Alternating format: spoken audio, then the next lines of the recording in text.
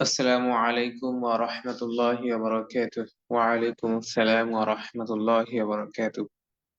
সুপ্রিয় শিক্ষার্থী ভাই এবং বোনেরা, ইতিমধ্যে যে সকল শিক্ষার্থী 23তম ব্যাচের কোরআন শিক্ষার ক্লাসে উপস্থিত হয়েছেন, আপনারা সকলেই আমাকে একটু জানিয়ে দিবেন যে আপনারা সকলেই সুস্পষ্টভাবে কথা শুনতে পারছেন কিনা, কথা বুঝতে পারছেন কিনা, কোনো ধরনের কোনো ত্রুটি হচ্ছে কিনা।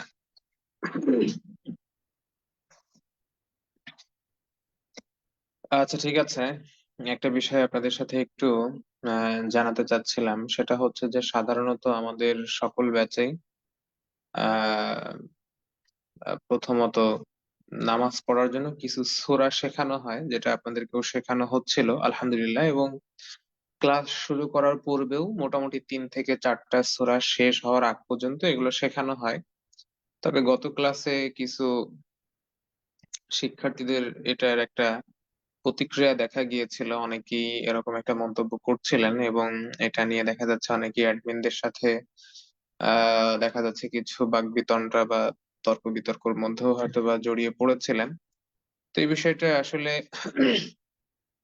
আমি আপনাদের কাছ থেকে একটু শিওর হয়ে নিতে চাই যে আসলে আমরা ক্লাস শুরু করার পূর্বে নামাজকে সঠিক এবং শুদ্ধভাবে আদায় করার জন্য, নামাজ শুদ্ধভাবে আদায় করার জন্য, পড়ার জন্য আমরা ক্লাসের পূর্বে 10 থেকে 15 মিনিট সূরা সহিহ শুদ্ধকরণ সূরা সহিহ শুদ্ধকরণের জন্য কিছু সময় নির্ধারণ করতে পারি কিনা। এতে করে আসলে আমি প্রথমেই যে বিষয়টা আপনাদেরকে জানিয়ে রেখেছিলাম যে হ্যাঁ, কোরআন পড়াও এটা আমাদের জন্য ফরজ, নামাজ পড়াও কিন্তু আমাদের জন্য ফরজ। তো এখন বিষয়টা হচ্ছে যে নামাজও আমাদেরকে এই মুহূর্তে ছাড়তে পারছি না যে আপনি কোরআন তেলাওয়াত সঠিক এবং শুদ্ধভাবে করতে পারেন না, সেই জন্য যে আপনি নামাজ ছেড়ে দিবেন বিষয়টা এমন না। তো সেই জন্য আসলে যতদিন না পর্যন্ত মানে ছোট ছোট কিছু সূরা প্রথম দিক থেকে ক্লাসের শুরুতে রাখা হয়, প্রত্যেকটা ব্যাচে রাখা হয় 10 মিনিট 15 মিনিট করে সময় সূরা সহিহ শুদ্ধকরণের জন্য এটা দেওয়া হতো। তো সেই ক্ষেত্রে অন্য কোনো ব্যাচে অবশ্য তেমন কোনো খুব বেশি একটা সমস্যা হয়নি, বা এটা নিয়ে তেমন কোনো অভিযোগও অন্য কোনো ব্যাচ থেকে তেমন একটা বেশি আসেনি। এখন এটা নিয়ে যদি আপনাদের খুব বেশি আহ প্রতিক্রিয়া থাকে বা দেখা যাচ্ছে কি যে অসুবিধা থাকে বা সমস্যা থাকে, তাহলে সেক্ষেত্রে ক্লাসের শুরুতে সূরা সহিহ শুদ্ধকরণের জন্য যেই সময়টুকু নির্ধারণ করা হয় সেটা আমরা বাদ দিতে পারি। আর তাছাড়াও আরেকটা বিষয় হচ্ছে যে এটা কিন্তু আজীবন থেকে যায় না।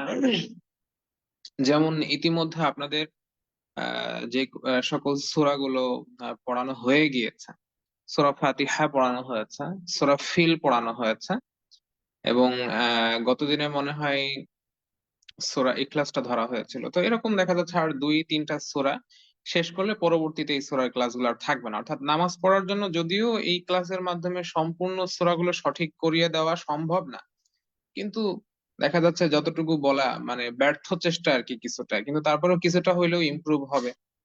এইজন্য আরকি। তো সূরা ইখলাসটা শেষ, দেখা যাচ্ছে সূরা ফিলটা শেষ হলো। সূরা ইখলাসটা ছোট আছে, সূরা ইখলাসটা শেষ হলো। এরপরে আপনার আরো ছোট দেখে 2-1টা সূরা আমরা শেষ করলাম। এবং এটা শেষ হয়ে গেলে তখন পরবর্তীতে আমরা সূরার জন্য আর কোনো সময় এখানে রাখলাম না। তখন থেকে আমরা দেখা যাচ্ছে মূল ক্লাসের পড়ায় পড়লাম। তো এই মুহূর্তে এটা যেহেতু আপনাদের সমস্যা হচ্ছিল এবং কিছু কিছু শিক্ষার্থী হয়তোবা একটু ভুলও বুঝেছিল হয়তোবা, যে ক্লাসের শুরুতে যখন এসে দেখছে যে সূরা পড়ানো হচ্ছে, তখনই তিনি কোনো কিছু বুঝে না বুঝে কারোর সাথে কোনো কিছু না জানিয়ে লিভ নিয়েও চলে গিয়েছিলেন, এবং অনেকে দেখা যাচ্ছে তার নিজ নিজ যে প্রতিনিধি রয়েছে তাদের সাথে একটু দুর্ব্যবহারও করেছিলেন, যে আপনি এক জিনিস শেখানোর কথা বলে এসেছেন এবং এখানে আরেক জিনিস, এরকম কিছু ঘটনা ঘটেছিল। তো যাই হোক, সর্বোপরি আমি একটা বিষয় আপনাদেরকে আবারও জানিয়ে দিতে চাই যে এখানে আমরা কোরআন শিখতে এসেছি। কোরআন শেখার মানে যে এটা না যে শুধু আমরা পাঠ করে তেলাওয়াত করে চলে গেলাম, বিষয়টা এমন না। কোরআন অনুযায়ী আমাদেরকে জীবন গড়তে হবে, আমল করারও চেষ্টা করতে হবে। এবং আমাদের যেটা বলবো যে আমাদের অনেকেরই আচার ব্যবহার এরকম, আমি মাঝে মাঝে কমেন্ট বক্সের মধ্যেও দেখি যে আপনারা একে অপরের সাথে খুব বাকবিতণ্ডার মধ্যে জড়িয়ে পড়েন। তেমনটা করা যাবে না। কোনো বিষয়ে সমস্যা হলে সেটা সুন্দর করে জানাতে হবে, বোঝাতে হবে। খারাপ ব্যবহার করা যাবে না। সেটা যেই হোক না কেন, আমাদের পরিবারে, আশেপাশে, প্রতিষ্ঠানের মধ্যে প্রতিনিধি হোক, যেই হোক না কেন, এটা করা যাবে না। ঠিক আছে? ঠিক আছে, তাহলে আমরা ক্লাস শুরু করবো ইনশাআল্লাহ। আমরা সূরাতুল ইখলাসের যতটুকু অংশ পারি আমরা 10 থেকে 15 মিনিট একটু সময় নিব ইনশাআল্লাহ। এরপরেই আমরা মূল ক্লাসে চলে যাবো ইনশাআল্লাহ। আর তাছাড়াও আরেকটা বিষয়ও দেখা যায় যে সেটা হচ্ছে যে আপনার যেটা সময় আমি আসলে নির্ধারণ করেছিলাম যে আপনাদের ক্লাস, বারবার স্ক্রিন শেয়ার করছে কে, 9টা থেকে ক্লাস শুরু হয়, 9টা 15 পর্যন্ত এই সময়টা থাকবে। অনেকের জয়েন করতে করতেও 15 মিনিট লেট হয়ে যায়। তো সেই ক্ষেত্রে দেখা যাচ্ছে কারোর এই নানান ধরনের সমস্যার কারণে 15 মিনিট লেট হলেও সে মূল ক্লাসটা পেয়ে গেল। ঠিক আছে, তো সবকিছু মিলিয়ে 15 মিনিট সময় আমার মনে হয় যে সূরার জন্য দিলে ভালো হয়। অন্তত পক্ষে 4টা সূরা শেষ হলে আমরা পরবর্তীতে এই ক্লাসটা স্কিপ করবো ইনশাআল্লাহ। অন্তত পক্ষে 4টা সূরা অলরেডি দেখা যাচ্ছে, সূরা ফাতিহা তো আসলে শেষ হয়ে গিয়েছে, সূরা ফিল শেষ হয়ে গিয়েছে, সূরা ইখলাসের কিছুটা শেষ হয়ে গিয়েছিল। আর কিছুদিন কন্টিনিউ করলে দেখা যাচ্ছে কি যে হয়তো বা মোটামুটি 3-4টা সূরা শেষ হয়ে যাবে হয়তো বা ইনশাআল্লাহ। ঠিক আছে। أعوذ بالله من الشيطان الرجيم. بسم الله الرحمن الرحيم. الحمد لله رب العالمين، الرحمن الرحيم، مالك يوم الدين، إياك نعبد وإياك نستعين،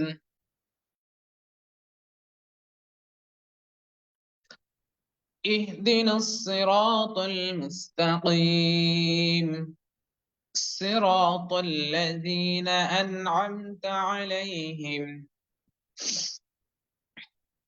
غير المغضوب عليهم ولا الضالين।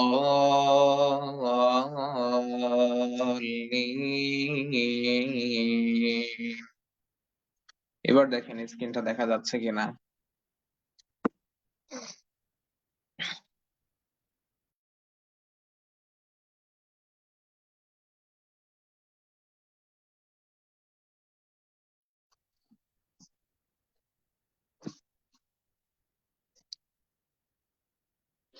সূরাতুল ইখলাসের শুরু থেকে সকলে খেয়াল করেন। বিসমিল্লাহির রহমানির রহিম। সূরাতুল ইখলাসের প্রথম আয়াত আপনাদেরকে পড়িয়ে দেওয়া হয়েছিল আলহামদুলিল্লাহ, তাহলে এটা নিয়ে আমরা আর খুব বেশি আলোচনা করব না। সূরাতুল ইখলাসের প্রথম নম্বর আয়াত থেকে সকলে খেয়াল করেন। কুল হু হুয়াল্লাহু, قل هو الله، قل هو الله، قل هو الله، قل هو الله، قل هو الله، قل هو الله، قل هو الله، قل هو الله، قل هو الله، قل هو الله،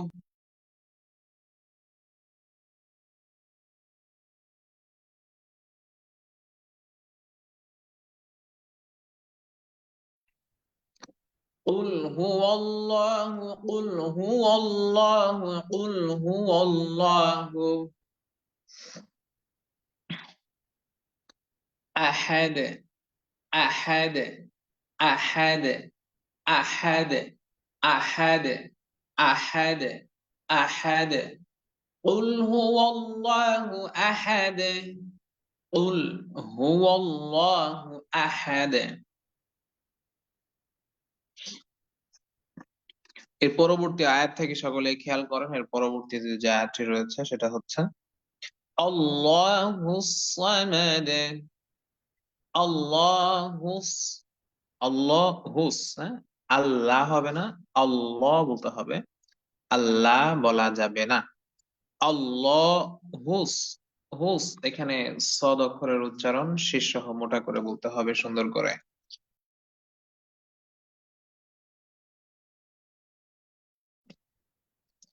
আল্লাহুস সামাদ, الله الصمد الله الصمد আল্লাহুস হুস সদ অক্ষরের উচ্চারণ শীষ সহ মোটা করে বলতে হবে, মোটা করে পড়তে হবে এবং পরবর্তীতে সদ অক্ষরের উচ্চারণ আপনাদেরকে শেখানো হবে ইনশাআল্লাহ। হ্যাঁ,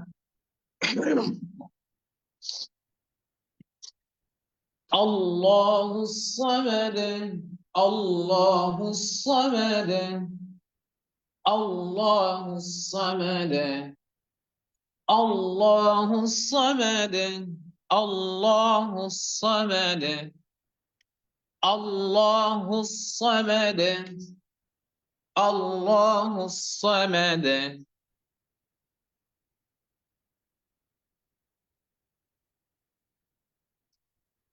এরপরে লাম ইয়ালিদ লাম ইয়ালিদ লাম ইয়ালিদ লাম ইয়ালিদ লাম ইয়ালিদ লাম ইয়ালিদ লাম ইয়ালিদ। এটা এই শব্দের মধ্যে তেমন বেশি কোনো জটিলতা নেই, কঠিনতা নেই, খুব সহজভাবে সুন্দর করে বললে মোটামুটি শব্দগুলোর সঠিক এবং শুদ্ধ উচ্চারণ আদায় হয়ে যাবে ইনশাআল্লাহ। তবে লক্ষ্য রাখতে হবে টান যাতে না হয়। হ্যাঁ, লাম ইয়ালিদ লাম ইয়ালিদ লাম ইয়ালিদ ওয়ালাম ইউলাদ ওয়ালাম ইউলাদ ওয়ালাম ইউলাদ ওয়ালাম ইউলাদ ওয়ালাম ইউলাদ لم يلد ولم يولد لم يلد ولم يولد لم يلد ولم يولد لم يلد ولم يولد لم يلد ولم يولد لم يلد ولم يولد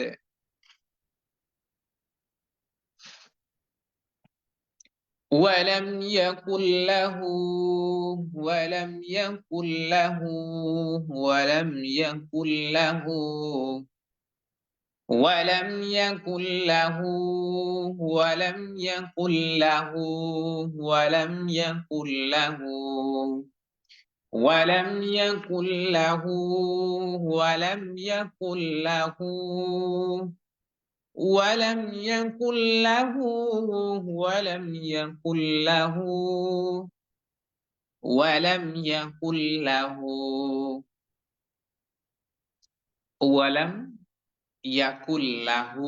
হ্যাঁ, এরপরে যে শব্দটি রয়েছে এই শব্দটির মধ্যে সাধারণ শিক্ষার্থীদের অনেক বেশি ভুল হয়ে থাকে। সেটা হচ্ছে অনেকেই বলেন যে কুফওয়ান, আবার অনেকেই বলেন কুফুয়ান। এটা তো সঠিক আছে, ঠিক আছে, কিন্তু কুফওয়ান নয়, কুফুয়ান। হ্যাঁ, কুফুয়ান, কুফওয়ান নয়, কুফুওয়ান, কুফুওয়ান। সকলে নিজ জায়গা থেকে নিজ স্থান থেকে মুখ খুলে আওয়াজ করে সুন্দর করে বলবেন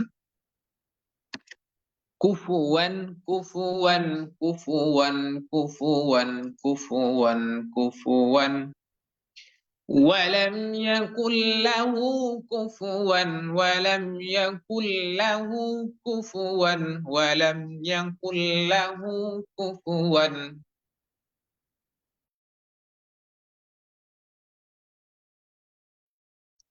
এরপরে সবার শেষে যে শব্দটি রয়েছে আহাদ আহাদ আহাদ আহাদ ولم يكن له كفوا أحد ولم يكن له كفوا أحد ولم يكن له كفوا أحد।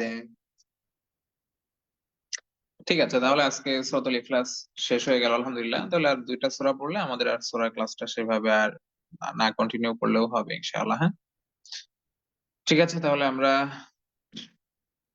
আমাদের মূল পড়ায় চলে যাবো ইনশাআল্লাহ। তার আগে আমরা পুরাতন পড়াটা একটু রিভাইজ দিয়ে নিবো ইনশাআল্লাহ। 2 নাম্বার ঘর থেকে সকলে খেয়াল করেন। এক জবর এক জের এক পেশকে হরকত বলা হয়, হরকতের উচ্চারণ কেমন করে করতে হয়? কয় জবর কয় জের কয় পেশকে তানবিন বলা হয়। আলিফে যখন জের জবর পেশ অথবা সুকুন তাসদীদ পাওয়া যায়, আলিফকে তখন কি বলা হয়? হামজা জবর আ, হামজা জের কি, হামজা পেশ কি। হামজা জবর আ, হামজা জের ই, হামজা পেশ ও। হামজা অক্ষর একটু শক্ত করে বলতে হয়, শক্ত করে পড়তে হয়। 10 নম্বর ঘর থেকে সকলে খেয়াল করেন।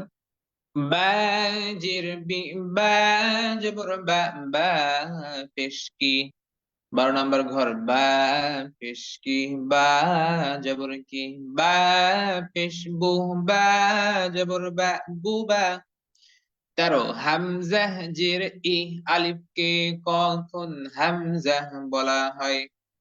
আলিফে যখন জের জবর পেশ অথবা সুকুন তাসদীদ পাওয়া যায়, আলিফকে তখন হামজা বলা হয়। 13 নম্বর ঘর, হামজা জের ই, বা জবর বা, ইবা। হামজা জের ই, বা জবর বা, ইবা। হামজা জের ই, বা জবর বা, ইবা। 14 নম্বর ঘর, হামজা জবর আ, বা জের বি, আবি। হামজা জবর আ, বা জের বি, আবি, বা জবর বা, আবিবা। হামজা জবর আ, বা জের বি, আবি, বা জবর বা, আবিবা।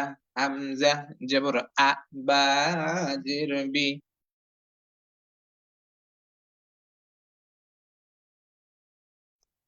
বা জবর বা, আবিবা।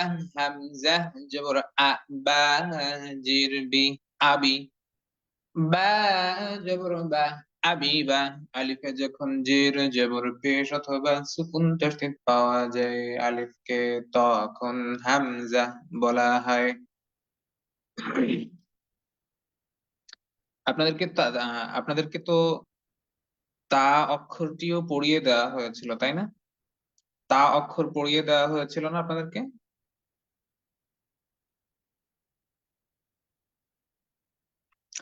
ঠিক আছে, 16 নম্বর তা অক্ষর পড়িয়ে দেওয়া হয়নি। আচ্ছা, ঠিক আছে, সমস্যা নেই। তাহলে 16 নম্বর ঘর থেকে সকলে খেয়াল করেন। 16 নম্বর ঘরে এখন এই মুহূর্তে আমরা যে অক্ষরটি, যে হরফটি দেখতে পাচ্ছি, পড়িয়েছিলাম কিন্তু হয়তোবা শব্দ গঠন করে পড়ানো হয়নি। একটি দাঁতের উপরে যদি 2টি নোক্তা থাকে তাহলে তা, এতটুকু মনে হয় পড়িয়ে দেওয়া হয়েছিল। আচ্ছা, পূর্বের ক্লাসে আপনাদের যে আলোচনা করা হয়েছিল যে একটি দাঁতের নিচে যদি একটি নোক্তা অথবা একটি ফোঁটা থেকে থাকে তাহলে তখন সেই অক্ষরটির নাম হবে বা। এই সেই ক্লাসে যে আলোচনা করা হয়েছিল, এই একটি দাঁতের আলোচনা, এটা কি আপনারা সকলেই বুঝতে পেরেছিলেন?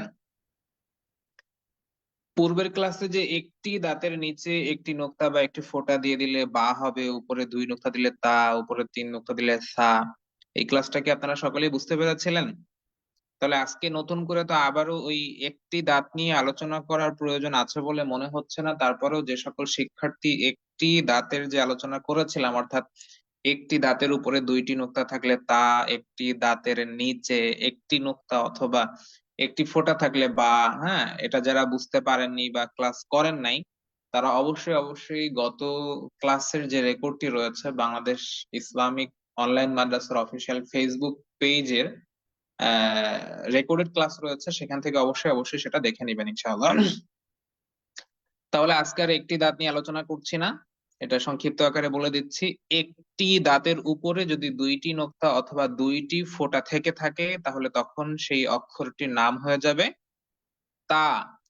তা অক্ষরটি যদি শব্দের প্রথমে থাকে, শুরুতে থাকে এবং মধ্যখানে বা মাঝখানে থাকে, তখন সেটা দেখতে কেমন দেখা যায়?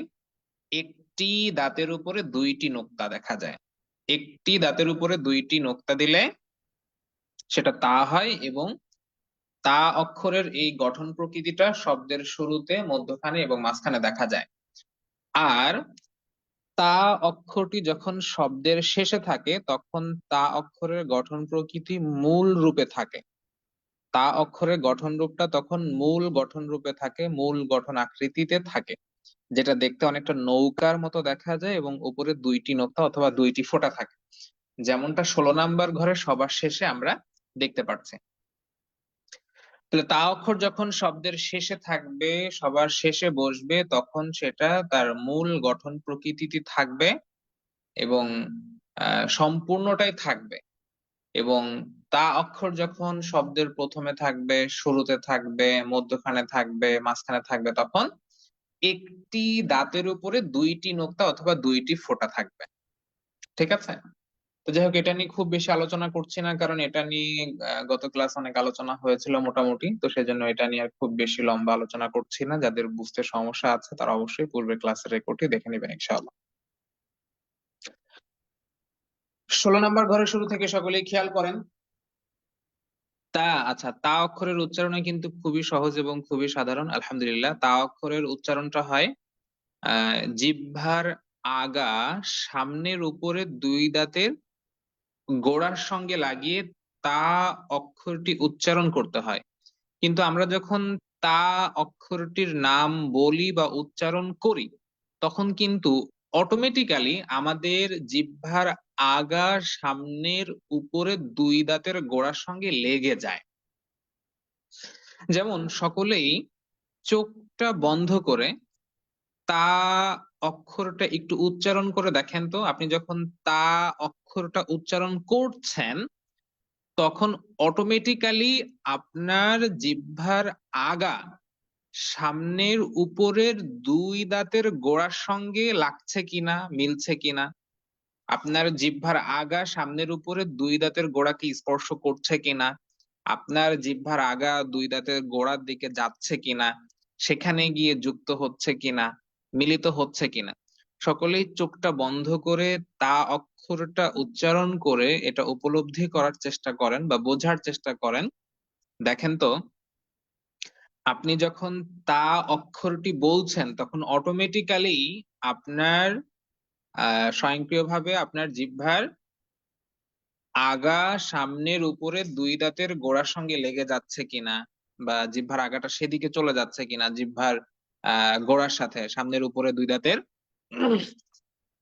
গোড়ার সঙ্গে স্পর্শ করছে কিনা, এটা অটোমেটিক্যালি হয়ে যাচ্ছে।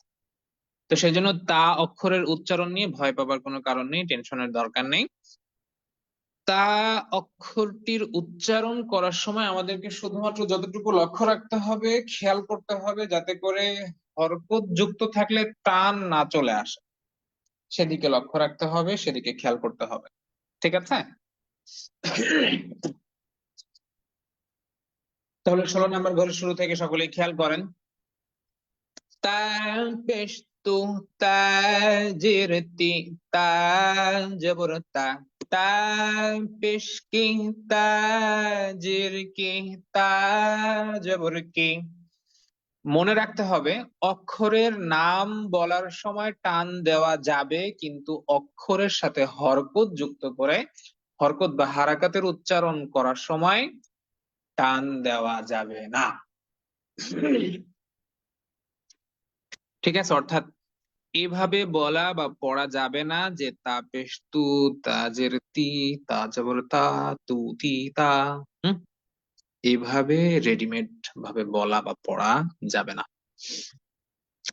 এরপরে 18 নাম্বার ঘর থেকে সকলেই খেয়াল করেন, শব্দগুলো কিন্তু খুবই সহজ ভাবে সাজানো হয়েছে, কিন্তু শব্দগুলো কিন্তু মূল লক্ষ্য বা উদ্দেশ্য নয়।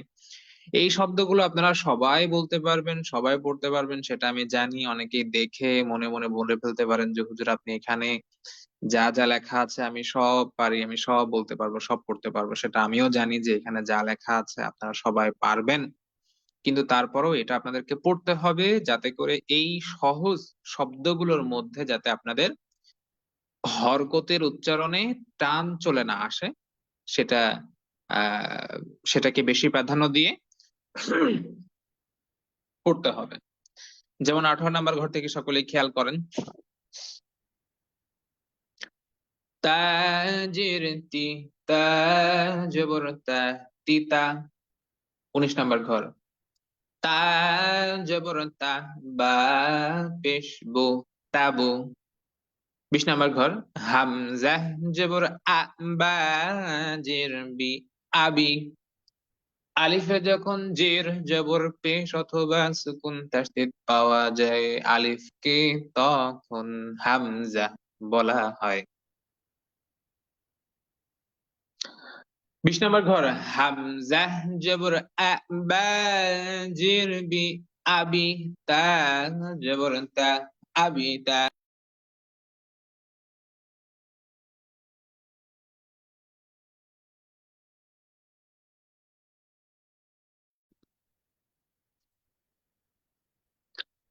আচ্ছা, এরপরে আপনারা অনেকে জিজ্ঞাসা করছেন যে 17 নম্বর ঘরটা কেন পড়ানো হচ্ছে। তো 17 নম্বর ঘরটা আজকে আপনাদেরকে একটু ক্লিয়ার করে দেই।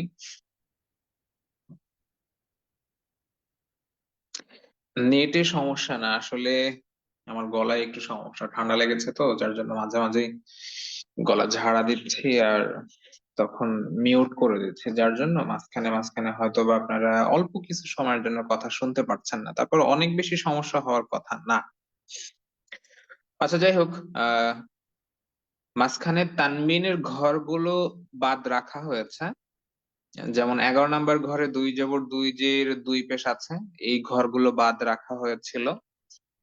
17 নম্বর ঘরটা বাদ রাখা হয়েছিল এবং এটা নিয়ে অনেকের মনের মধ্যে কনফিউশন তৈরি হচ্ছে যে এই ঘরগুলো কেন বাদ রাখা হচ্ছে।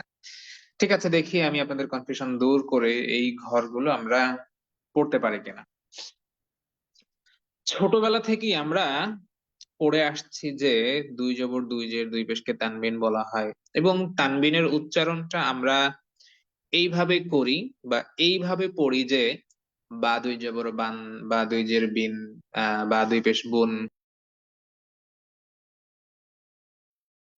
তা দুই জবর তান, তা দুই জের তিন, তা দুই পেশ তুন, হ্যাঁ, সা দুই জবর সান, সা দুই জের সিন, সা দুই পেশ সুন, জিম দুই জবর জান, জিম দুই জের জিন, জিম দুই পেশ জুন।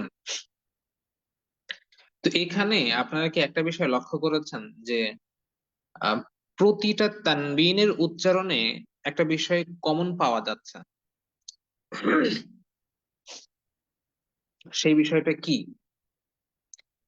প্রতিটি তানবিনের উচ্চারণে একটা বিষয় আমরা কমন পাচ্ছি, যেটা বানে পাচ্ছি, তানে পাচ্ছি, স্থানে পাচ্ছি, মানে বান বিন বুন, এই তিনটা তানবিনের উচ্চারণের মধ্যে আমরা একটা বিষয় কমন পাচ্ছি, মানে পাচ্ছি, সেটা মিস যাচ্ছে না। সেটা কি? বা দুই জবর বান, বা দুই জের বিন, বা দুই পেশ বুন, তা দুই জবর তান, তা দুই জের তিন, তা দুই পেশ তুন, সা দুই জবর সান, সা দুই জের সিন, সা দুই পেশ সুন। এই যে প্রত্যেকটা তানবিনের উচ্চারণ করছি, সেখানে একটা কমন, বাংলাতে আমরা দন্তা ন পাচ্ছি এবং আরবিতে যদি বলি তাহলে আমরা একটা নুন অক্ষর পাচ্ছি। মানে প্রত্যেকটা তানবিনের উচ্চারণে বাংলাতে দন্তা নয়ের উচ্চারণ হচ্ছে আর আরবিতে বললে একটা নুনের উচ্চারণ হচ্ছে। কিন্তু এইটা কি ভেবে দেখেছেন যে তানবিনের উচ্চারণে, প্রত্যেকটা তানবিনের উচ্চারণে একটা করে নুন আসলে আসতেছে কোন জায়গা থেকে? তানবিনের মধ্যে আলাদা করে এক্সট্রা করে প্রত্যেকটা তানবিনের উচ্চারণের মধ্যেই দন্তা ন কেন, বা নুন অক্ষরের উচ্চারণটা কেন?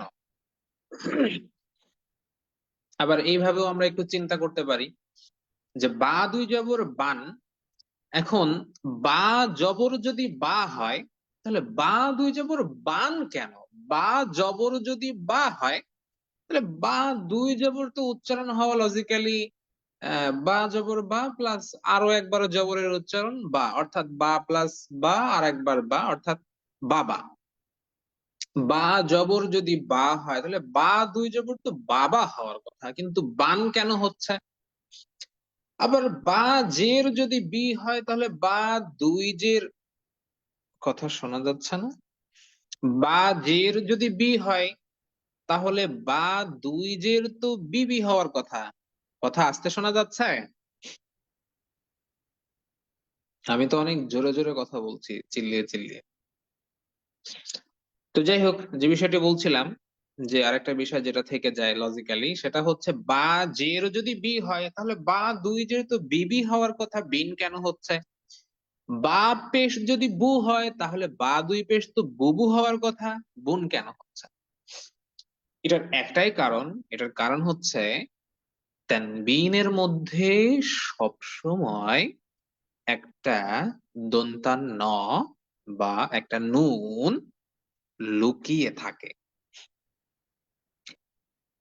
তানবিনের মধ্যে সবসময় একটা দন্তান ন অথবা একটা নুন লুকিয়ে থাকে।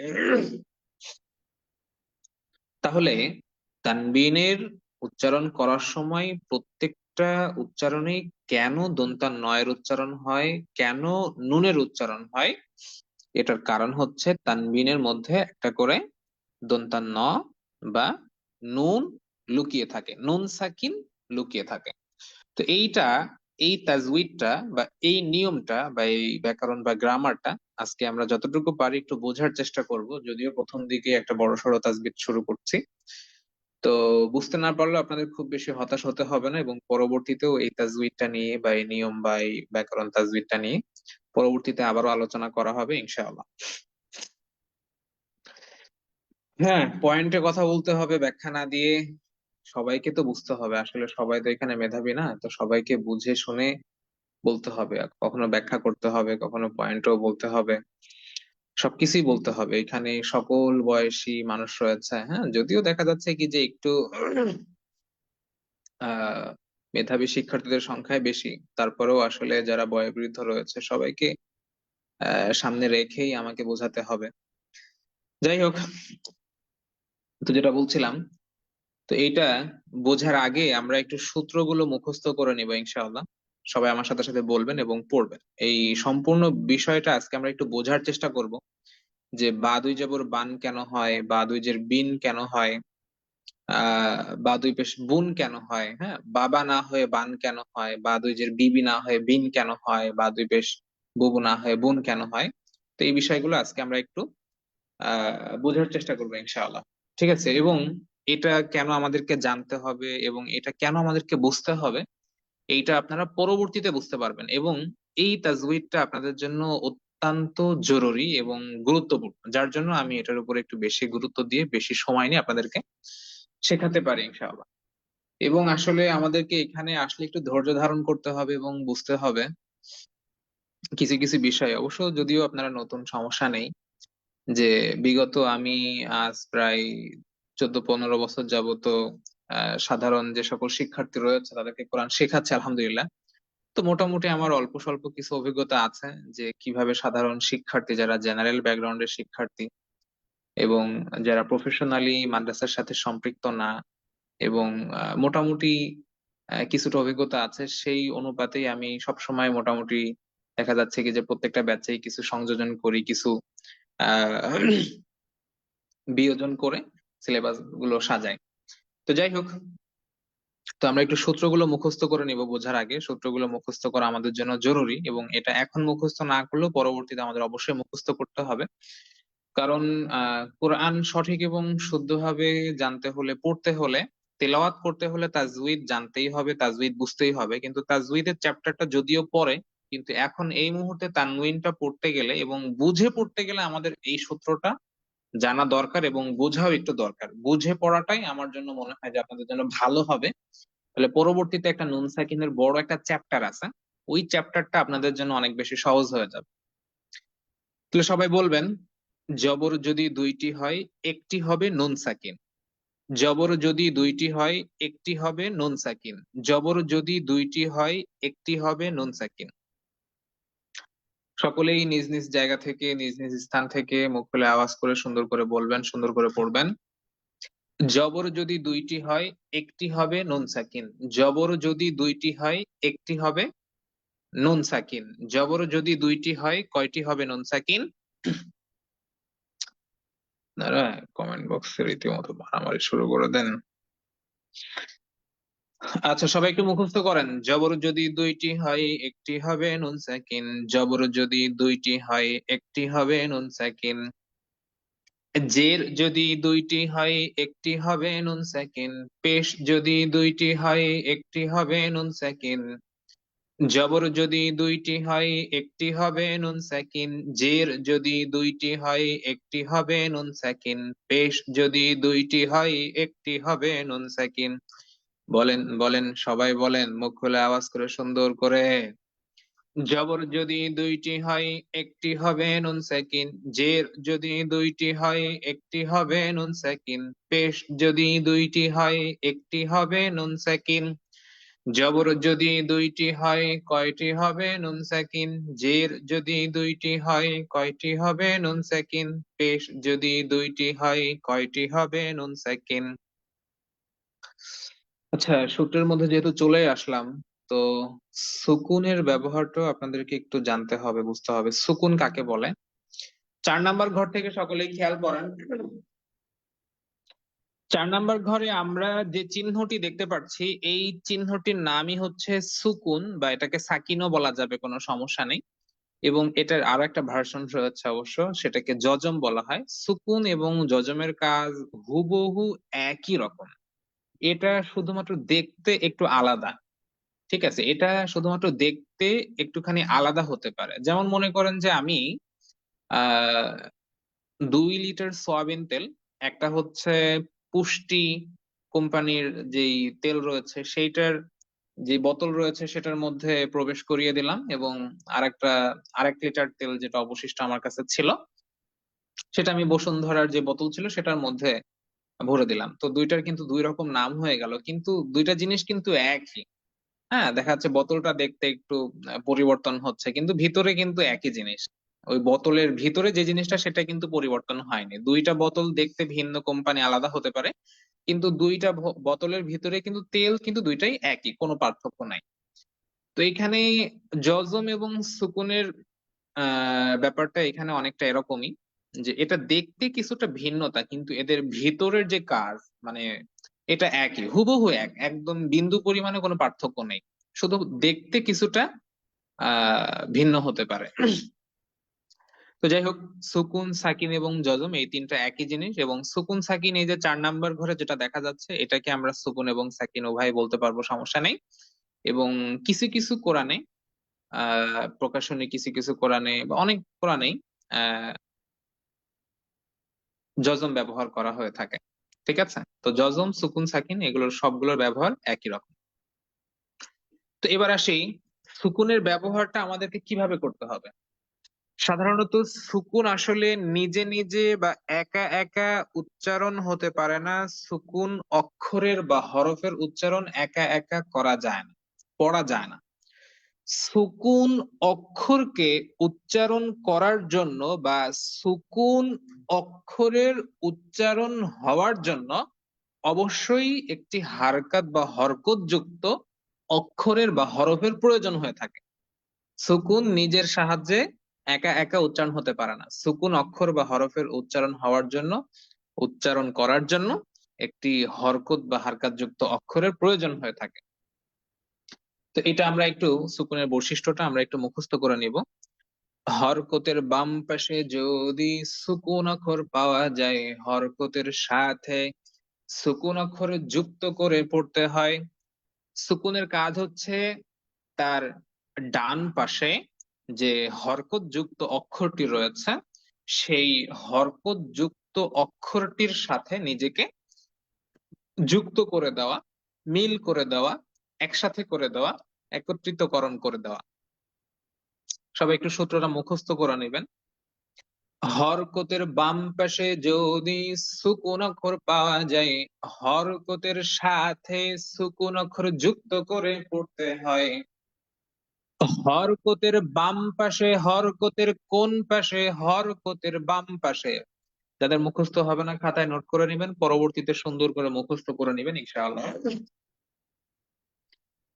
হরকতের বাম পাশে যদি সুকুন অক্ষর পাওয়া যায়, হরকতের সাথে সুকুন অক্ষর যুক্ত করে পড়তে হয়। সুকুনের মূল বৈশিষ্ট্য বা মূল কাজ হচ্ছে তার ডান পাশের হরকত যুক্ত অক্ষরের সাথে নিজেকে যুক্ত করে দিয়ে উচ্চারণ করা। যেমন এখানে 21 নাম্বার ঘর থেকে আপনারা সকলেই খেয়াল করেন, 21 নাম্বার ঘরের ডান পাশে আমরা যে অক্ষরটি, যে হরফটি দেখতে পাচ্ছি, অক্ষরটির নাম হচ্ছে বা, এবং বা অক্ষরটির উপরে আমরা দেখতে পাচ্ছি একটি জবর রয়েছে, এবং আমরা জানি যে জবরের নিজস্ব উচ্চারণ রয়েছে। যেমন আমরা জানি যে বা জবর বা, কিন্তু ঠিক 21 নম্বর ঘরে বাম পাশে যে অক্ষরটি রয়েছে, যে হরফটি রয়েছে, হরফটির নাম, অক্ষরটির নাম হচ্ছে তা, এবং তা অক্ষরটির উপরে আমরা দেখতে পাচ্ছি যে একটি সুকুন রয়েছে, সাকিন রয়েছে। তো আপনারা ছোটবেলা থেকে শুনে এসেছেন যে বা জবর বা হয়, বা জের বি হয়, বা পেশ বু হয়, তা জবর তা হয়, তা জের তি হয়, তা পেশ তু হয়। কিন্তু কখনো কিন্তু আমরা এটা শুনিনি যে তা সাকিন এটার উচ্চারণ কোনো কিছু হয়, যে তা সাকিন তো, নাকি তা সাকিন তো, বা তা সাকিনের উচ্চারণ তি, এরকম কিন্তু কখনোই আমরা ছোটবেলা থেকে শুনিনি। বা তা জজম তৈ, বা তাজ, এরকম আমরা কোনো কিছুই শুনিনি। তো এটা শুনিনি, এটার কারণ হচ্ছে যে সুকুন অক্ষরের বা সুকুন হরফের বা জজমওয়ালা অক্ষরের বা জজমওয়ালা হরফের নিজস্ব কোনো উচ্চারণ নেই, সেজন্যই আমরা শুনিনি। তো যেখানে সুকুন অক্ষর থাকবে তাহলে সেখানে আমরা কি করব? আমাদের করণীয় কি? আমাদের করণ হচ্ছে, যেই জায়গায় কোরআন অথবা হাদিসের মধ্যে সুকুন যুক্ত অক্ষর বা হরফ থাকবে, তার ডান পাশে যে হরকত যুক্ত অক্ষরটি থাকবে, সেই হরকত যুক্ত অক্ষরটি বা হরফের সাথে সুকুন অক্ষরকে যুক্ত করে দিতে হবে, মিলিয়ে দিতে হবে, একসাথে করে দিতে হবে। যেমন 21 নম্বর ঘরে বা জবর বা, বা প্লাস এখানে তায়ের সাথে যুক্ত করব। তো বা যুক্ত হবে তায়ের সাথে, বা মিলবে তায়ের সাথে, বাত। বা জবর বা, বা যুক্ত হবে তায়ের সাথে, বাত। বা তায়ের সাথে যুক্ত হয়ে যাচ্ছে, মিলে যাচ্ছে, মিশে যাচ্ছে। বা জবর বা, বা যুক্ত হবে তায়ের সাথে বাত। বা জবর বা, বা মিলে যাবে তায়ের সাথে বাত। বা জবর বা, বা মিলবে তায়ের সাথে বাত। এরপরে দেখা যাচ্ছে সা জবর সা, সা যুক্ত হবে তায়ের সাথে সাত। জিম জবর যা, যা যুক্ত হবে তায়ের সাথে জাত। মিম জবর মা, মা যুক্ত হবে তায়ের সাথে মাত। হা জবর হা, হা যুক্ত হবে তায়ের সাথে হাত। অর্থাৎ সুকুন অক্ষরের প্রধান বা মূল কাজই হচ্ছে তার ডান পাশের হরকত যুক্ত অক্ষরের সাথে নিজেকে যুক্ত করে দেওয়া, মিল করে দেওয়া, একসাথে করে দেওয়া। তো সুকুন অক্ষরের কাজটা কি? অক্ষরের বৈশিষ্ট্যটা কি? সুকুন অক্ষর থাকলে সেখানে সেই জায়গায় কিভাবে বলতে হবে বা কিভাবে পড়তে হবে, এইটা আপনারা অল্প কিছুটা হলেও বুঝতে পেরেছেন কিনা। যদিও পরবর্তীতে সুকুন এবং তাসদিদ নিয়ে বিস্তারিত এবং বিশদভাবে আলোচনা করা হবে ইনশাআল্লাহ, এবং সুকুন ও তাসদিদের আলাদা একটি চার্টও রয়েছে, সেখানে শুধুমাত্র সুকুন এবং তাসদিদ নিয়ে আলোচনা করা হবে। তবু এই মুহূর্তে আমি আপনাদের কাছ থেকে একটু জেনে নিতে চাচ্ছিলাম যে সুকুনের ব্যবহারটা কি আপনারা কিছুটা হলেও ধারণা পাচ্ছেন কিনা, অনুমান করতে পারছেন কিনা যে সুকুনের ব্যবহারটা কিভাবে করতে হবে, সুকুন কিভাবে উচ্চারণ করতে হবে। আমি আরো একবার সংক্ষিপ্ত আকারে বলে দিচ্ছি। যেই অক্ষর বা হরফের উপরে সুকুন থাকে সেটাকে সুকুন অক্ষর বলে বা সুকুন হরফ বলে, বা সুকুন যুক্ত অক্ষর বা হরফ আমরা যে কোনো একটা বলতে পারবো, কোনো সমস্যা নেই। আর সুকুন যুক্ত অক্ষর বা হরফের উচ্চারণ একা একা হয় না। সুকুন যুক্ত অক্ষর বা হরফের উচ্চারণ করার জন্য তার ডান পাশের অক্ষরের সাহায্যের প্রয়োজন হয়, ডান পাশের হরকত যুক্ত অক্ষরের সাহায্যের প্রয়োজন হয়। যেমন 21 নম্বর ঘরে আমরা দেখতে পাচ্ছি বা জবর বা, এটা হচ্ছে একটি হরকত যুক্ত অক্ষর। হরকত মানে কি? এক জবর এক জের এক পেশ মানে হরকত, এবং বা অক্ষরের উপরে জবর আছে, অর্থাৎ এটা হরকত যুক্ত অক্ষর। এখন বা জবর বা, এই বা যদি তায়ের সাথে যুক্ত না হয়, বা যদি তায়ের সাথে যুক্ত না হয়, তাকে যদি হেল্প না করে, সহযোগিতা না করে, তাহলে কিন্তু তা সাকিনের উচ্চারণটা কোনোভাবেই সম্পূর্ণ হবে না বা করা যাবে না। বা জবর বা, বা যুক্ত হবে তায়ের সাথে বাত। তাহলে সুকুন অক্ষরের প্রধান বা মূল কাজই হচ্ছে যুক্ত করে দেওয়া, মিল করে দেওয়া, একসাথে করে দেওয়া, তার ডান পাশের হরকত অক্ষরের সঙ্গে নিজেকে যুক্ত করে দেওয়া। আচ্ছা, সূত্রটা আপনাদের মনে হয় একটু পেঁচিয়ে যাচ্ছে। সূত্রটা এইভাবে বলা যে হরকতের বাম পাশে যদি সুকুন অক্ষর পাওয়া যায়, হরকতের সাথে সুকুন অক্ষর যুক্ত করে বলতে হয়, সেজন্য ডান বাম হয়তো বা একটু পেঁচিয়ে যাচ্ছে। তো যাই হোক, পরবর্তীতে সুকুন অক্ষর নিয়ে আরো বিস্তারিত এবং বিশদভাবে আলোচনা করবো ইনশাআল্লাহ। তো আজকে আরো একটু সময়ের প্রয়োজন ছিল। এই তাজউইদটা নিয়ে আলোচনা করার জন্য। তারপরেও আমি সংক্ষিপ্ত আকারে একটু আলোচনা করার চেষ্টা করছি এবং পরবর্তীতে এই তাজউইদটা নিয়ে আমি বিস্তারিত এবং বিশদভাবে আলোচনা করার চেষ্টা করবো ইনশাআল্লাহ। তাহলে সুকুন পড়ার আগে আমরা পড়েছিলাম যে জবর যদি দুইটি হয় একটি হবে নুন সাকিন, জের যদি দুইটি হয় একটি হবে নুন সাকিন, পেশ যদি দুইটি হয় একটি হবে নুন সাকিন। আচ্ছা, এই মুহূর্তে আপনারা যদি বুঝতে নাও পারেন, আমি প্রথমে একটু বলে দিচ্ছি, যদি বুঝতে নাও পারেন খুব বেশি একটা সমস্যা নেই, এক্সট্রা চাপ বা টেনশন বা প্রেশার নিতে হবে না, এই সব বিষয়গুলোই পরবর্তীতে আবারও আলোচনা হবে ইনশাআল্লাহ। এবং একটা জিনিস কি, যে প্রথমবার আলোচনা করার পরেই সবকিছু হয়তোবা একেবারে আপনারা ভালোভাবে বুঝে যাবেন না, বুঝতে বুঝতে একটু সময় লাগবে, পড়তে পড়তে ইজি হবে। এবং এইখানে একটা ভালো বিষয় হচ্ছে যে আপনারা একটা তাজউইদ অনেকবার পাবেন, একটা তাজউইদ নিয়ে অনেকবার আলোচনা হবে। প্রথমবার হয়তোবা অনেক বেশি আলোচনা হবে, পরবর্তীতে হয়তোবা আলোচনাটা একটু কমে আসবে, কিন্তু আলোচনাটা হবে। তো যাই হোক, এর আগে আপনাদেরকে যেই সূত্রটা পড়িয়ে দিয়েছিলাম, আপনাদের কি মনে আছে? জবর যদি দুইটি হয় একটি হবে নুন সাকিন, জের যদি দুইটি হয় একটি হবে নুন সাকিন, পেশ যদি দুইটি হয় একটি হবে নুন সাকিন। এটা কি আপনাদের মনে আছে? ঠিক আছে। 7 নাম্বার ঘর থেকে সকলেই খেয়াল করেন, এই কথাটার মানে আমি আপনাদেরকে একটু বুঝিয়ে দেই। 7 নাম্বার ঘর থেকে সকলেই খেয়াল করেন, 7 নাম্বার ঘরে আমরা দেখতে পাচ্ছি যে সমান সমানের ডান পাশে আলিফ অক্ষরটির উপরে দুইটি জবর রয়েছে। এবং আমি যেটা দেখতে পাচ্ছি সেটা কি আপনারা সকলেই সেভাবে দেখতে পাচ্ছেন কিনা জানাবেন। আমি দেখতে পাচ্ছি 7 নাম্বার ঘরে সমান সমানের ডান পাশে আলিফ অক্ষরটির উপরে দুইটি জবর রয়েছে। আপনারাও সকলেই কি এটা দেখতে পাচ্ছেন? ঠিক আছে। তো একটু আগেই আমরা জেনেছিলাম, পড়েছিলাম যে জবর যদি দুইটি হয় একটি হবে নুন সাকিন। তাহলে এবার আপনারা সকলেই ভালোভাবে একটু লক্ষ্য করে খেয়াল করে দেখেন তো, 7 নাম্বার ঘরে সমান সমানের ডান পাশে আলিফ অক্ষরটির উপরে কি দুই জবর আছে নাকি নেই?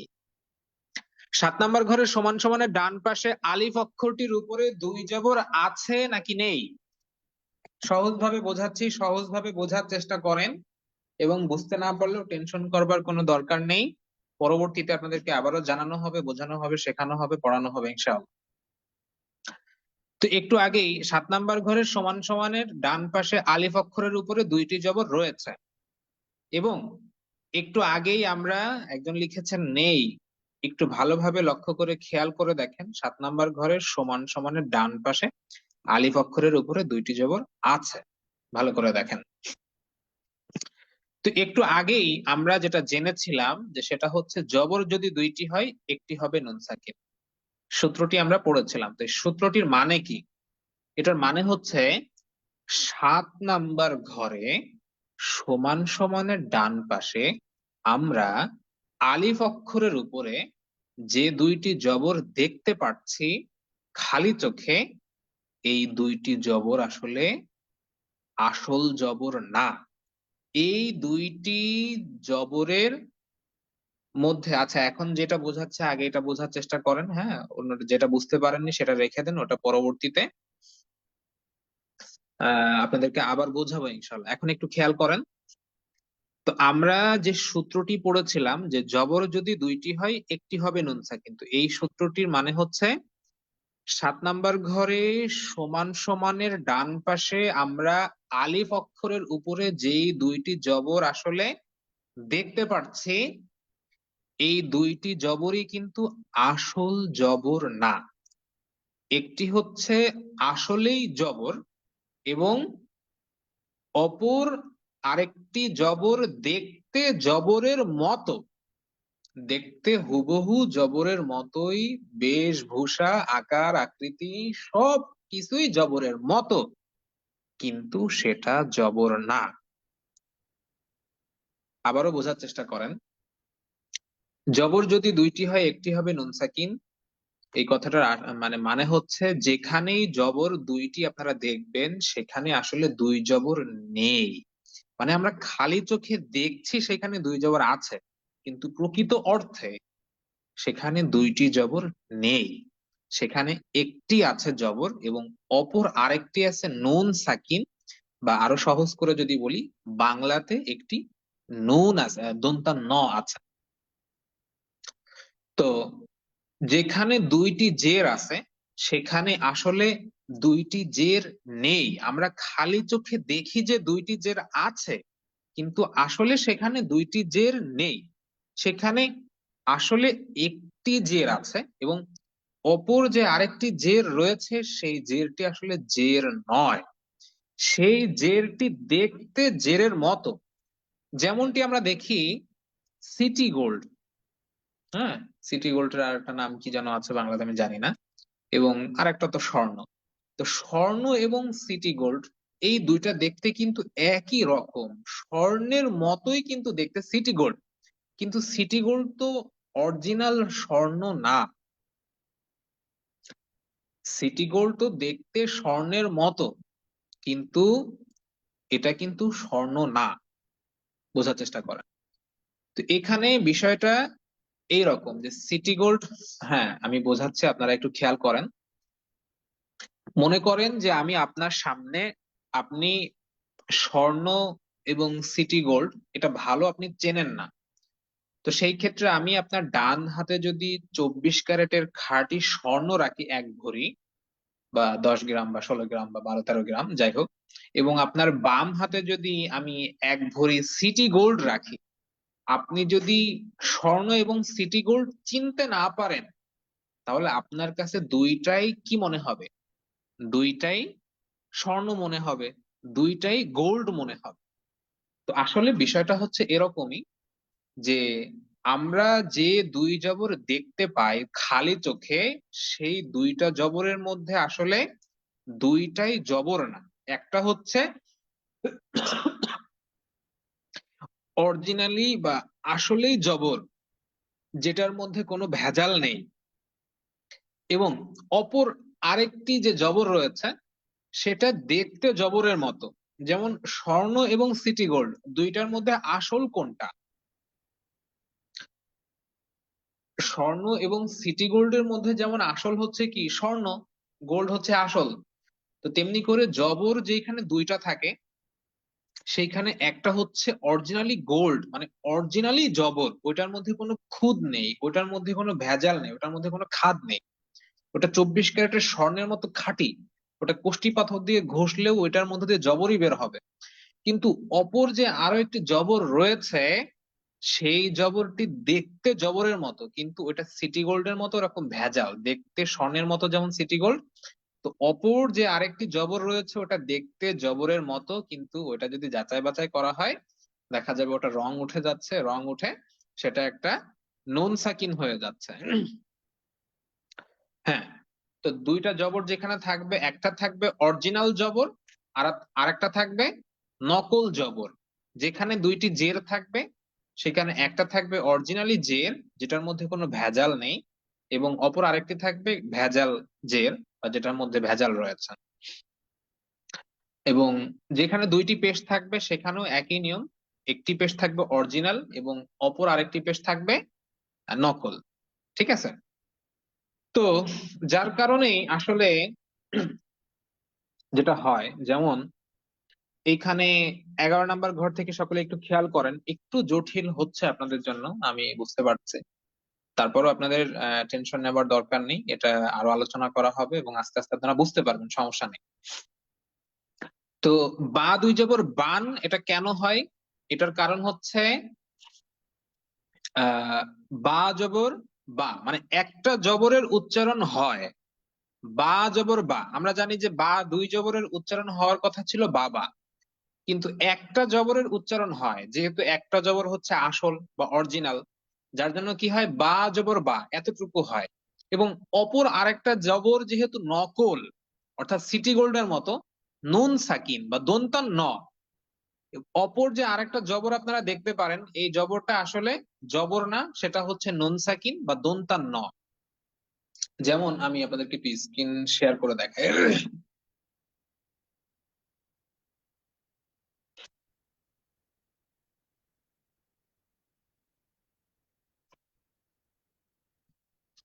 মনে করেন এই যে এখানে আমি দুইটি জবর লিখলাম, তো সাধারণভাবে দুইটা জবর এরকমই দেখা যায়, কিন্তু বাস্তবতা হলো যে উপরে যে জবরটা দেখা যাচ্ছে এটা আসলে জবর না।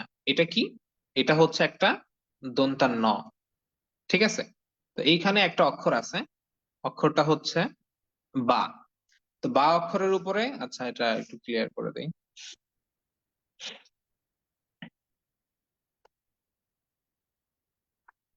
এইখানে একটা অক্ষর আছে, আচ্ছা একটু বেকার হয়ে যাচ্ছে। এইখানে একটা অক্ষর আছে বা, এবং এটার উপরে একটা জবর আছে, এবং একটা দন্তা ন আছে। তো আমরা জানি জবরে কিসের উচ্চারণ হয়? জবরে কিসের উচ্চারণ হয়? আকারের উচ্চারণ হয়। তাহলে বা জবরের উচ্চারণটা কি হবে? বা জবর বা, বা জবর বা। এবং এই বাটা এই দন্তা নয়ের সাথে যুক্ত হয়ে যায়। এই যে দন্তা নটা আমি আপনাদেরকে সরাসরি এখন যে দেখতে পাচ্ছেন আপনারা, এই যে হলুদ কালারের বৃত্তকারের মধ্যে যেই দন্তা ন আপনারা দেখতে পাচ্ছেন, এইটাই কিন্তু আপনারা জবরের আকৃতিতে দেখতে পারেন। এটার আসল যে রূপ, এটা আমি আপনাদের সামনে এখন দেখাচ্ছি, এটা সহজে দেখা যায় না।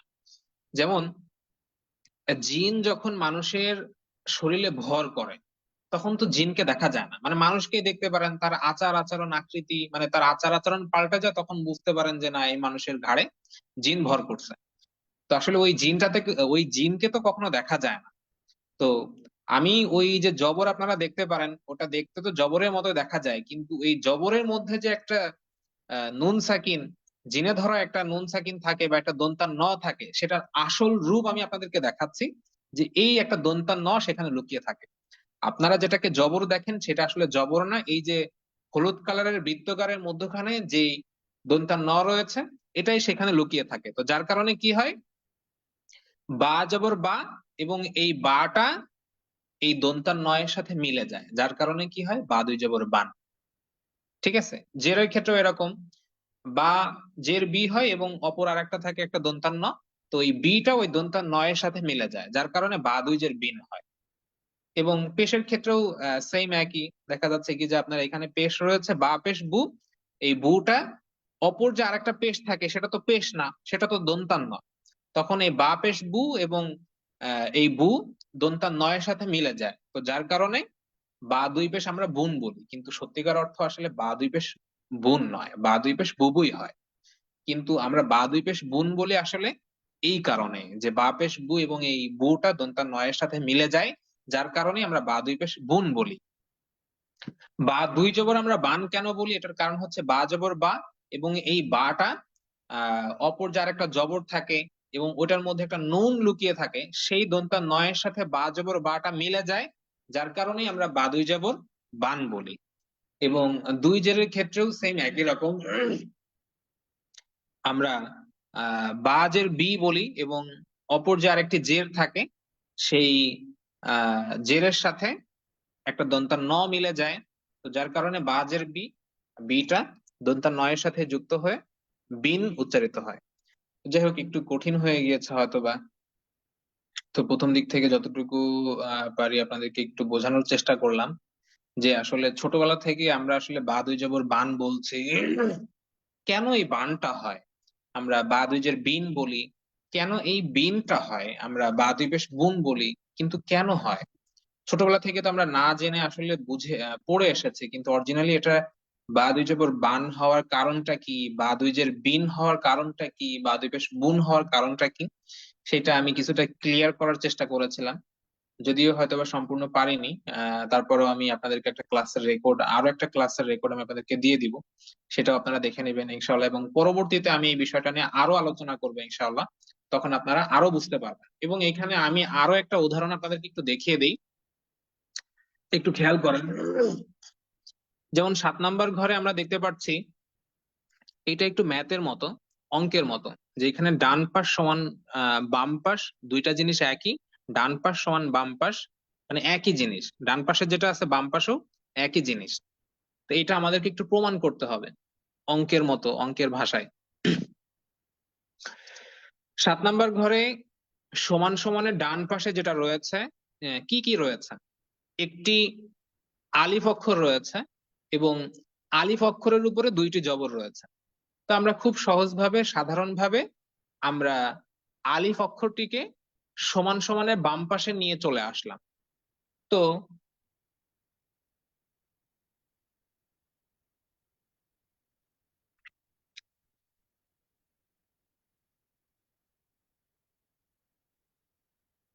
আলিফ অক্ষরটাকে যদি আমরা, কালারটা হচ্ছে না, আলিফ অক্ষরটা যদি আমরা সমান সমানের বাম পাশে নিয়ে চলে আসি, তাহলে সমান সমানের ডান পাশে অবশিষ্ট আর দুইটা জবর পড়ে থাকলো। ঠিক আছে, আপনারা তো দাগাদাগি করছেন না, আচ্ছা আমি এটা মুখেই বুঝাই।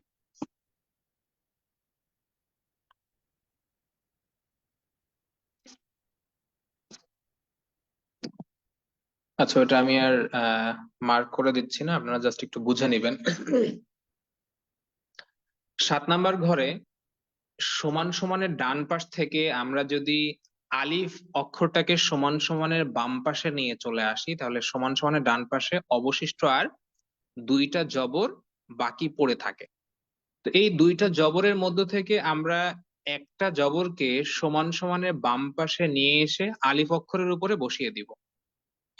তাহলে আমরা যদি 7 নাম্বার ঘরের সমান সমানের ডান পাশ থেকে আলিফ অক্ষরকে সমান সমানের বাম পাশে নিয়ে চলে আসি এবং দুইটা জবরের মধ্যে থেকে একটা জবরকে সমান সমানের বাম পাশে নিয়ে চলে এসে আলিফের উপরে বসিয়ে দেই, তাহলে অবশিষ্ট 7 নাম্বার ঘরের সমান সমানের ডান পাশে আর কি বাকি থাকলো?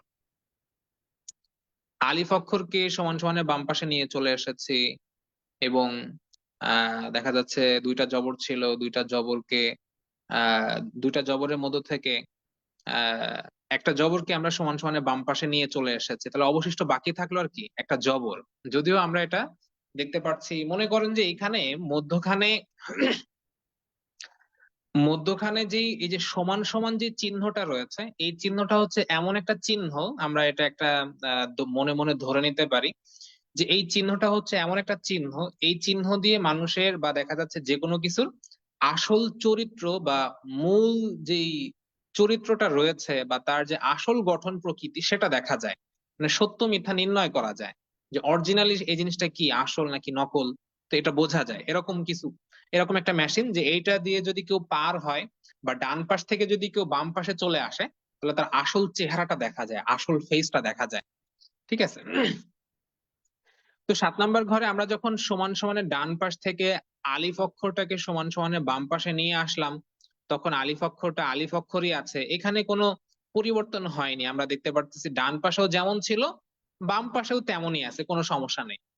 তাহলে সমান সমানের ডান পাশ থেকে যদি আলিফ অক্ষরকে আমরা সমান সমানের বাম পাশে নিয়ে চলে আসি, তাহলে অবশিষ্ট বাকি থাকে আর দুইটি জবর, এবং দুইটি জবরের মধ্য থেকে আমরা একটি জবরকে সমান সমানের বাম পাশে নিয়ে এসে আলিফ অক্ষরের উপরে বসিয়ে দিলাম। এবং আমরা এখানেও দেখলাম যে একটি জবরকে আমরা যখন সমান সমানের ডান পাশ থেকে বাম পাশে নিয়ে এসে আলিফ অক্ষরের উপরে বসিয়ে দিলাম, এখানেও কোনো পরিবর্তন হয়নি, সে সমান সমানের ডান পাশে যেমন ছিল বাম পাশেও তেমনই আছে, মানে তার চেহারা কোনো পরিবর্তন হয়নি। সে আসলে অরিজিনালি ভালো, তার উপর মানে চেহারাটা আগেও যেমন ছিল এখনো তেমনই আছে, তার অরিজিনাল ফেসও আমরা যেমন দেখেছি এবং দেখা যাচ্ছে আমরা নির্ণয় করেও যেটা দেখলাম আসলে সে তেমনই, তার মধ্যে কোনো ভেজাল নেই। তাহলে সমান সমানের ডান পাশে অবশিষ্ট বাকি আর পড়ে থাকলো একটি জবর। এবার আমরা এই জবরটিকে সমান সমানের বাম পাশে নিয়ে আসব। তাহলে আমরা এবার এই জবরটিকে সমান সমানের বাম পাশে নিয়ে চলে আসলাম। কি ব্যাপার, 7 নাম্বার ঘরে আমরা সমান সমানের ডান পাশ থেকে একটি জবরকে নিয়ে আসলাম, কিন্তু সেই জবরটা গেল কোথায়? আমি নিয়ে এসেছি, আমি জবরটাকে সমান সমানের ডান পাশ থেকে বাম পাশে নিয়ে এসেছি, কিন্তু সমান সমানের বাম পাশে অবশিষ্ট যে আরেকটি জবর বাকি ছিল, তাকে যে আমি সমান সমানের বাম পাশে নিয়ে আসলাম, তাকে কোথাও দেখা যাচ্ছে না। কারণ কি? কারণ হচ্ছে সে তার আসল রূপে এখন ফিরে এসেছে, তার আসল রূপ এখন দেখা গিয়েছে।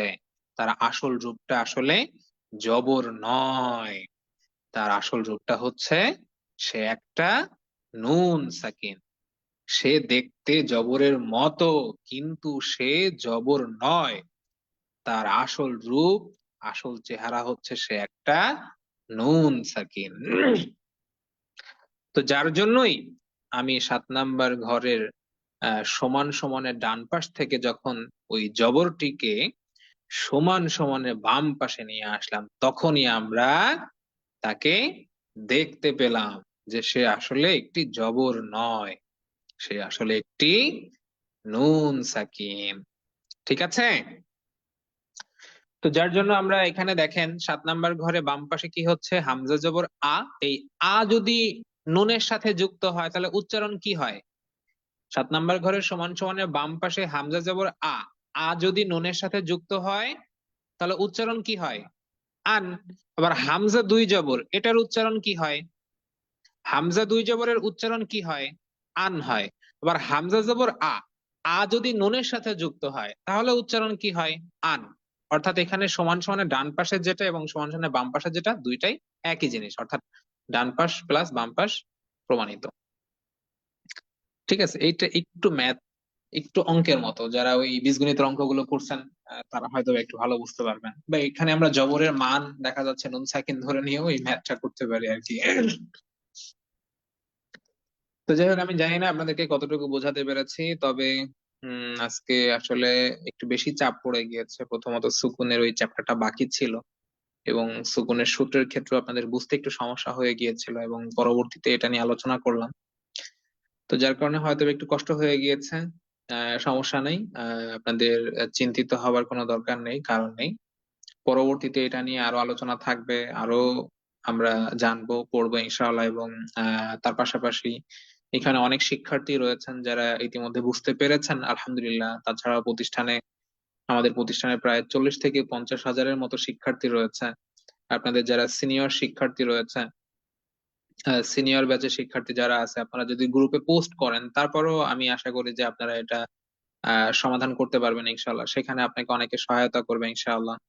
হ্যাঁ, মেয়ে শিক্ষার্থীরা কোনো সিনিয়র একজন মেয়ে শিক্ষার্থীর সাথে কথা বললেও তারা বুঝিয়ে দিবে, এবং এখানেই সবাই মোটামুটি দেখা যাচ্ছে কি যে আপনাকে বললে, আপনার একটা সমস্যা হলে তিনি অবশ্যই সহায়তা করবে। এবং বাংলাদেশ ইসলামিক অনলাইন মাদ্রাসার একটা অফিসিয়াল ফেসবুক গ্রুপও রয়েছে, সেখানে মোটামুটি 60 থেকে 65 হাজার মতো মেম্বার্স রয়েছে। তো ওই গ্রুপে পোস্ট করলেও আপনারা এটার সমাধানগুলো, আচ্ছা ওই গ্রুপে পোস্ট করতে হবে না এখন। তো এটা আপনারা দেখা যাচ্ছে কি যে আপনাদের যারা প্রতিনিধি রয়েছে তাদের সাথে কথা বললেও দেখা যাচ্ছে তারাও এটা সমাধান করে দিতে পারবে। হ্যাঁ, অ্যাডমিনদের সাথে যোগাযোগ করলেও দেখা যাচ্ছে তিনিও আপনাকে, কারণ অ্যাডমিন যারা রয়েছে, প্রতিনিধি যারা রয়েছে, তারাও বাংলাদেশ ইসলামিক অনলাইন মাদ্রাসার প্রাক্তন শিক্ষার্থী।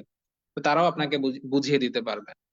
তাছাড়াও আপনাদের ক্লাসের শিক্ষিকা রয়েছে। তো যে কোনো ভাবেই হোক এটা আপনাদের ঠিক হয়ে যাবে, সমস্যা নেই। আচ্ছা, তাহলে আমরা 11 নাম্বার ঘরটা এখন যেভাবে সূত্র অনুযায়ী ভেঙে ভেঙে পড়লাম, এইভাবে আমরা একটু পড়ে দেখি। যদি পারেন তাহলে আগামীকালকে আপনারা এভাবে পড়া দিতে পারেন, এবং যদি এভাবে পড়া দিতে না পারেন তবুও সমস্যা নেই। এটা নিয়ে আমি পরবর্তীতে আবারও আলোচনা করবো ইনশাআল্লাহ। 11 নাম্বার ঘরে প্রথম থেকে, বা জবর বা, বা যুক্ত হবে নুনের সাথে বান। জবর যদি দুইটি হয় একটি হবে নুন সাকিন। 11 নাম্বার ঘরে মধ্যখানে, বা জের বি, বিযুক্ত হবে নুনের সাথে বিন। জের যদি দুইটি হয় একটি হবে নুন সাকিন। 11 নাম্বার ঘরে সবার শেষে, বা পেশ বু, বুযুক্ত হবে নুনের সাথে বুন। পেশ যদি দুইটি হয় একটি হবে নুন সাকিন। 17 নাম্বার ঘর, তা জের তি, তি যুক্ত হবে নুনের সাথে তিন। জের যদি দুইটি হয় একটি হবে নুন সাকিন। 17 নাম্বার ঘরে মধ্যখানে, তা পেশ তু, তু যুক্ত হবে নুনের সাথে তুন। পেশ যদি দুইটি হয় একটি হবে নুন সাকিন। 17 নাম্বার ঘরে সবার শেষে, তা জবর তা, তা যুক্ত হবে নুনের সাথে তান। জবর যদি দুইটি হয় একটি হবে নুন সাকিন। আচ্ছা, আমি আপনাদেরকে আবারও জানিয়ে দিচ্ছি, যদি কারোর বুঝতে অনেক বেশি সমস্যা হয় আপনাদের একদমই টেনশন করতে হবে না, এবং এটা আপনাদেরকে পরবর্তীতে আবারও বোঝানো হবে ইনশাআল্লাহ। এবং আপনাদের শিক্ষিকা রয়েছে, সেখানে অনেক শিক্ষার্থী পড়া শোনাবে, সেটাও আপনারা শুনবেন, এবং শিক্ষিকাও কিছুটা বুঝিয়ে দিবে। এবং পরবর্তীতে আপনাদের সহপাঠীদেরকে সবাইকে একটা গ্রুপে যুক্ত করা হবে। এমনকি এখনো আপনারা হয়তো বা এক একটা গ্রুপে যুক্ত আছেন, সেই নিজ নিজ গ্রুপেও আপনারা দেখা যাচ্ছে ডিসকাস করতে পারেন। কেউ যদি বুঝে না থাকেন সেখানে একটা টেক্সট করতে পারেন যে আজকের পড়াটা আমি বুঝিনি, কেউ যদি জানো বা বোঝো তাহলে অবশ্যই আমাকে একটু ইনবক্স করে বুঝিয়ে দিতে পারো বা বুঝিয়ে দিতে পারেন। ঠিক আছে? এবং এটা নিয়ে পরবর্তীতে আমি আবারও আলোচনা করব ইনশাআল্লাহ। আচ্ছা, তাহলে আজকে নতুন পড়া আর তেমন বেশি দিচ্ছি না। আপনারা এই 11 নাম্বার ঘর এবং 17 নাম্বার ঘর, এই ঘরগুলো পড়ে আসবেন, এবং তানবিনের যে নিয়মটা আলোচনা করলাম এটা একটু বোঝার চেষ্টা করবেন। ঠিক আছে? কারণ এই নিয়মটা যদি ভালো মতো বুঝতে পারেন তাহলে তাজউইদের মধ্যে একটা গুরুত্বপূর্ণ চ্যাপ্টার রয়েছে যেটাকে বলা হয় নুন সাকিন।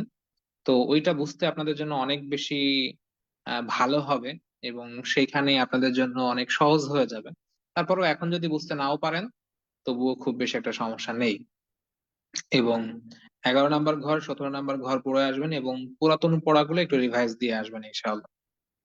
তো আগামীকালকে আপনাদের কাছ থেকে 11 এবং 17 নাম্বার ঘরও পড়া নেওয়া হবে। যারা পড়া দিতে পারবেন এইভাবে পড়া দিবেন, আর যারা দিতে পারবেন না তাদেরও কোনো সমস্যা নেই, পুরাতন পড়াগুলোই আবারও শোনাবেন। 10, 11, 12, 13, 14, 16, 17, 18, 19, 20 এবং সেই সাথে 21, শুধুমাত্র 15 নাম্বার ঘরটা বাদ থাকবে। তাছাড়া এই দুইটা লাইনের প্রত্যেকটা ঘর পড়া থাকবে। আগে যেমন দেখা যাচ্ছে কি যে 15 এবং 21 নাম্বার ঘর বাদ ছিল, 11 এবং 17 নাম্বার ঘর বাদ ছিল, আজকে শুধু একটা ঘর বাদ থাকবে, 15 নাম্বার ঘর বাদ থাকবে। বাকি সবগুলো ঘর আপনাদের কাছ থেকে পড়াশোনা হবে আগামীকাল থেকে ইনশাআল্লাহ। ঠিক আছে, তাহলে আজকের মধ্যে এই পর্যন্ত থাকবে। আসসালামু আলাইকুম ওয়া রাহমাতুল্লাহি ওয়া বারাকাতুহু।